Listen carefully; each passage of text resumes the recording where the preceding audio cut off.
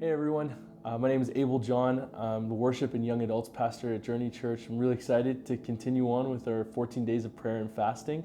Today we're on day 13. We're going to be talking about John 3:13 to 15. And in this chapter, this is a really cool moment where we see Jesus come down like from heaven, and he comes to this like very humble and vulnerable place, and he's washing his disciples' feet.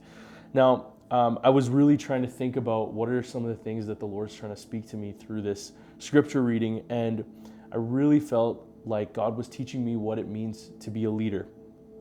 So it's in this moment that we see Jesus. He's the creator of heaven and earth and everything that lies before us, and he's leading from a place of humility and vulnerability because that's his character. That's who he is. He meets us where we're at.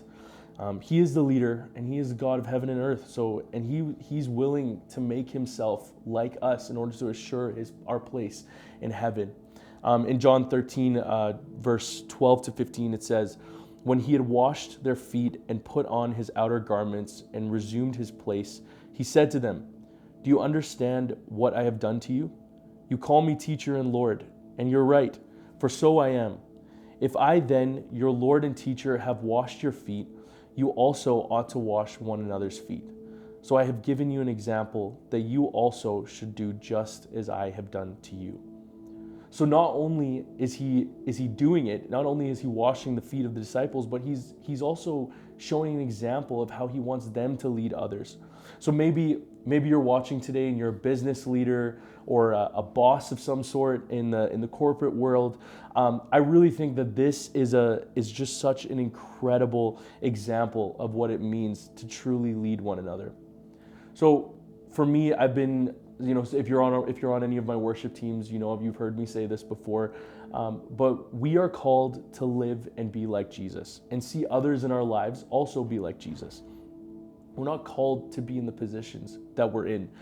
So for me, for example, I'm not called to be a worship pastor. I'm not called to be a worship leader.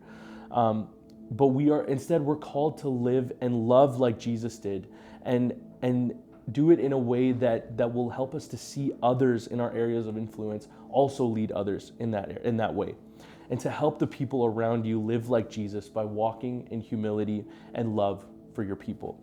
And I'll say this, it's very scary. It's scary to do this. In John chapter 14 and 15, it talks about how Jesus is the way, the truth, and the life.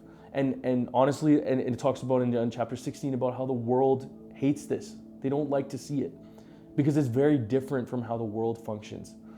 But remember, your calling is in your ability to live like Jesus and love others in the way that he does. So walk in boldness, unashamed of the gospel, and remember that you are called to love and to love on your people. Don't be afraid to walk in humility. It has way more effect than you would know. Thanks for joining me today.